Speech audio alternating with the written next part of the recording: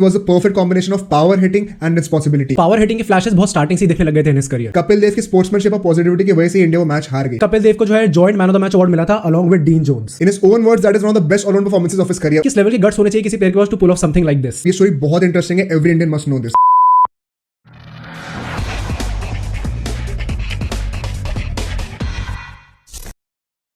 What's up everybody, welcome back to Bro Sports. Where it's all fun and games. This is Aditya. And this is Mohit. आज हम लोग बात करेंगे about one of the greatest legends of cricket की कपिल देव। कैसे रही उनकी journey from an ordinary boy in Haryana to becoming the pride of the nation, आज सब पता लगाते हैं। Let's find out. तो यार इस वीडियो में कपिल देव के लेजेंडरी करियर की जर्नी में आपको सारे लैंडमार्क्स और हाइलाइट्स के बारे में पता चलने वाला है। So before we begin the video, make sure to like, share and subscribe. Also comment करके बताइए कि हम आगे किस लेजेंड की स्टोरी कवर करें। तो एकदम रूट से बिगिन करते हैं। ऐसा माना जाता है कि Kapil Dev when he was just 13 years old, उनको एक टाइम पे चंडीगढ़ में एक मैच हो रहा था किसी लोकल टीम का।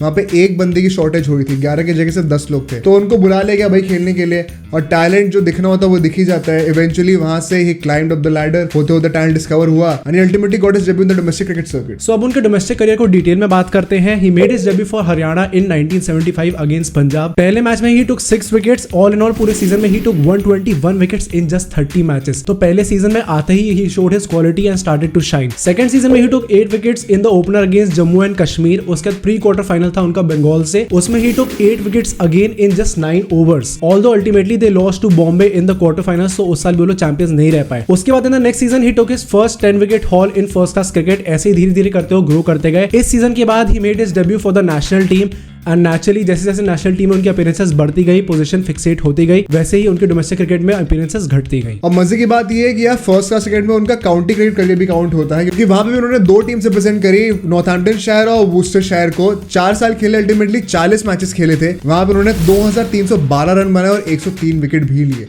तो मतलब डाइवर्सिटी पूरी थी डोमेस्टिक क्रिकेट में भी। यहाँ से आते उनके इंटरनेशनल करियर में जब उन्होंने अल्टीमेटली इंडिया को रिप्रेजेंट करा, भाई यहाँ पे इतनी सारी स्टोरीज, इतने सारे लेजेंड्स हैं। हम लोगों ने क्या करा है, we have made 7 highlights of his career, जो कि आपको एक आइडिया दे देंगे पूरे अच्छे से, क्योंकि लैंडमार्क्स क्या रहे करियर के and the player that he was, उसको बहुत अच्छे तरीके से डिफाइन करा जाएगा यहाँ पर। So he made his debut for the Indian national team on 16 October 1978 against Pakistan. So debut he against Pakistan हो गया था। From the first match itself बहुत ज्यादा थ्रेटनिंग लग रहे थे कपिल देव। स्टार्टिंग में आते ही बाउंसर्स डालनी स्टार्ट कर दी थी। In the third test match against Pakistan he scored the fastest test half century for India in just 33 balls. So power hitting के flashes बहुत स्टार्टिंग से ही दिखने लग गए थे इन हिज करियर। और इससे कुछ टाइम बाद ही पाकिस्तान इंडिया में आती है टू करने के लिए, which is a second highlight। वो 6 टेस्ट मैचेस की सीरीज थी एसेंशियली, उसमें चेन्नई में एक टेस्ट मैच हुआ था।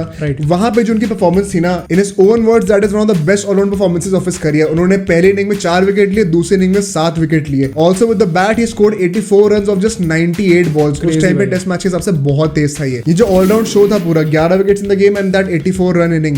इसके साथ ही साथ ही also became the youngest player to score 1000 test runs and take 100 test wickets also. यहां से हम आते हैं अपनी थर्ड हाईलाइट पे। So in 1981 India went to Australia for a test series. वहां पे फर्स्ट जो टेस्ट मैच था वो इंडिया हार गई थी इनिंग्स डिफीट से। सेकंड जो था वो बहुत क्लोजली ड्रॉ हो गया था। सो थर्ड टेस्ट मैच था वो मस्ट विन था इंडिया के लिए टू ड्रॉ द सीरीज। सो उस मैच में भी अल्टीमेट जो टारगेट मिला था ऑस्ट्रेलिया को, that was just of 143 runs. तो बहुत ज्यादा टारगेट था नहीं। And in the fourth innings Kapil Dev injured हो गए थे, हैमस्ट्रिंग इंजरी हो गई थी, सो अच्छे से बॉल नहीं डाल पा रहे थे। Still he played, he took pain killers, he took 5 wickets, gave away just 28 runs and bowled out Australia on 83. So ultimately India जीत गई।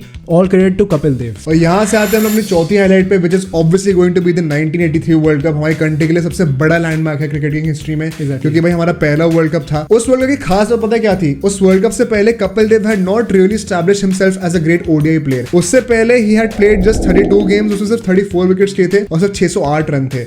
Nothing by his standards। पर उस वर्ल्ड कप में आते ही the kind of player that he became, जो legend होता है ना उनका, वो वहां से बनना शुरू हुआ था। We all remember that innings against Zimbabwe जो 175 नॉट आउट की इनिंग्स मारी थी। मूवी भी आ चुकी है उसके ऊपर, काफी उन्होंने डिस्कशन भी करा है, तो बहुत ज्यादा डिटेल में नहीं जाएंगे, you already know what it is. But वहां पे एक इंटरेस्टिंग स्टार्ट ये था कि उन्होंने 9th विकेट के लिए 126 रन की अनबीटन पार्टनरशिप बनाई थी, which was a world record for the next 27 years. And ultimately India जीत जाती है world cup. He ended the world cup as the highest run getter for India. 303 run मारे उन्होंने। Also took 12 wickets in 8 matches and 7 catches भी लिए थे। उसमें से एक कैच ऑफ फाइन वाला आपको याद ही होगा, जो मिड विकेट से पीछे भागते भागते भागते उन्होंने पकड़ा था वेस्ट इंडीज के against. So another memorable performance. Now coming on to our fifth highlight, 1986 में इंडिया वर्सेस ऑस्ट्रेलिया का एक टेस्ट मैच था जो कि टाई हो गया था। माइंड यू पूरी क्रिकेटिंग हिस्ट्री में ऐसा 2 ही बार हुआ है कि कोई टेस्ट मैच जो है वो टाई हो गया हो, सो ये उनमें से एक था। इस टेस्ट मैच में कपिल देव को जो है joint man of the match award मिला था अलॉन्ग विद डीन जोन्स। और यहाँ पे यार जिन लोगों को नहीं पता है कि टाई और ड्रॉ में फर्क क्या होता है, एसेंशियली एक टेस्ट मैच में जब 40 विकेट गिर जाते हैं, बेसिकली 4 इनिंग्स में दोनों टीम्स ऑल आउट हो गई होती हैं, राइट, और उसके बाद भी दोनों के रन्स जो होते हैं टोटल वो एकदम सेम होते हैं, तब मैच टाई होता है। ड्रॉ होने में यूजुअली क्या होता है कि 4 इनिंग्स कंप्लीट नहीं हो पाती है, कोई ना कोई टीम नॉट आउट ही रह जाती है। So that is the basic difference. और यहाँ से अपनी 6th हाईलाइट पे आते हैं which is of the 1987 world cup. ये स्टोरी बहुत इंटरेस्टिंग है, every Indian must know this. क्या होता है भाई, इंडिया 83 का वर्ल्ड कप जीत गई थी,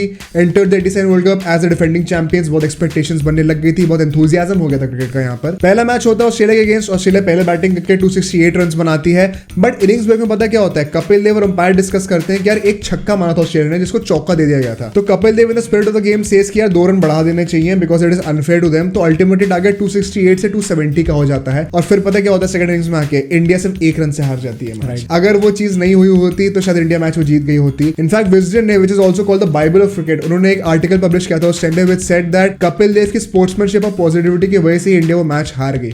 Could have been something else also. Now coming on to our 7th highlight and the final highlight, 1990 में एक टेस्ट मैच हुआ था अगेंस्ट इंग्लैंड एट लॉर्ड्स। उसमें इंडिया को फॉलो ऑन मिलने वाला था, they needed 24 runs to avoid it. उस टाइम पे 9 विकेट भी गिर चुके थे। उस टाइम पे कपिल देव क्या करता है, 4 लगातार छक्के मार देते हैं और अल्टीमेटली फॉलो ऑन से बच जाते हैं हम लोग। तो भाई किस लेवल के गट्स होने चाहिए किसी प्लेयर के पास to pull off something like this. And that summed up his batting style pretty perfectly because he was the perfect combination of power hitting and responsibility. जो कॉन्फिडेंस से खेलते थे ना, उसी की वजह से उन्होंने इतने सारी मैच विनिंग इनिंग्स खेली इंडिया के लिए। इसी के साथ ही अल्टीमेटली 1994 वो क्रिकेट से रिटायर हो जाते हैं। उनके स्टैट्स अगर देखे जाए overall that is stellar. Test matches में 131 गेम्स खेले हैं, 5248 रन्स बनाए हैं और 434 विकेट्स लिए हैं। क्रेजी स्टैट्स हैं। ओडीआई की बात करी जाए 225 गेम्स हैं, 3783 रन्स भी हैं और साथ में 253 विकेट्स भी हैं अगेंस्ट स्टेलर रिकॉर्ड। तो यहाँ से हम चलते हैं उनके करियर के नेक्स्ट फेज में व्हिच इज पोस्ट रिटायरमेंट। सो इन 1999 जो है वो इंडियन नेशनल टीम के कोच बन जाते हैं। ऑल्दो उनका स्टेंट एज द कोच ज्यादा सक्सेसफुल नहीं रहता है क्योंकि इंडिया जो है वो सिर्फ 8 टेस्ट मैच जीती है आउट ऑफ 8 एंड सिर्फ 9 आउट ऑफ 25 ओडीआईज जीती है। सो एज यू नो कि उतना अच्छा रिकॉर्ड नहीं रहा था। बट एक डार्क पीरियड आता है उनके करियर में in the following year. In 2000 he had to resign as the coach क्योंकि बहुत ज्यादा प्रेशर आ गया था from the politicians and in general the fans, क्योंकि उस टाइम पे Manoj Prabhakar had accused him of match fixing. Although उसी साल जो है बाद में जाके वो इनोसेंट प्रूव हो जाते हैं, but it makes me very sad to know कि भाई कोई बंदा इस हद तक जाने को रेडी था एक लेजेंड की लेगेसी टेंट करने के लिए। और इसी इंसिडेंट से हर्ट फील होकर भाई उन्होंने काफी टाइम तक क्रिकेट से ब्रेक ले लिया था। बट धीरे धीरे करके 2004 ही finally came back to cricket. Starting उन्होंने ऐसे की थी कि यार एक बॉलिंग कंसल्टेंट के रोल में थे वो। इन 2004 इंडिया का एक टूर था पाकिस्तान का, वहां पे एक प्रिपरेशन कैंप ऑर्गेनाइज किया गया था, वहां पे वो बॉलिंग कोच की तरह ऐड कर रहे थे। उसके बाद 2006 में उनको एनसीए का चेयरमैन भी बनाया गया था 2 साल के लिए। और उसके बाद सर हम सब तो जानते हैं इतने पॉजिटिव कमेंटेटर है, इतना मजा आता है उनकी कमेंट्री सुनकर। वो बहुत रेनाउंड फिगर बन चुके हैं अपने जनरेशन के साथ भी। बट यहाँ से हम वीडियो को एक पॉजिटिव नोट पे एंड करते हैं by acknowledging some of his unique records. तो भाई पहली बात जो है, I don't know if this is record और नॉट, बट ये फैक्ट है कि never missed a match due to any fitness issue, जो कि इस मॉडर्न डे एंड एज में इतना सरप्राइजिंग लगता है क्योंकि इस टाइम पे हम लोग देख रहे हैं कितने सारे ऐसे प्लेयर्स हैं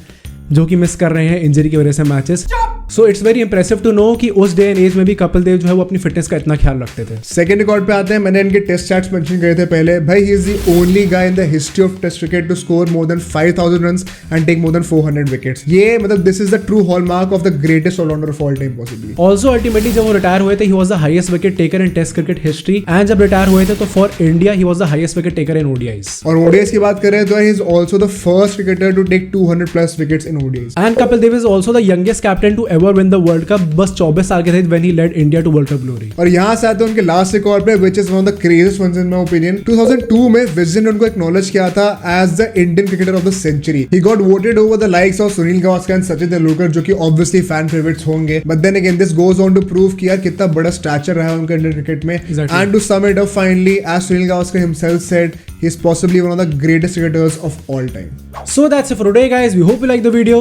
Do like, share, subscribe और बेल आइकन भी दबा दो। यार आप हमें कमेंट करके बताना कि in your opinion is Kapil Dev the greatest cricketer of all time? Besides हम ट्विटर, इंस्टाग्राम और फेसबुक पे भी हैं, तो हमें वहाँ पे भी चेक कर लो। And we'll see you guys in the next video.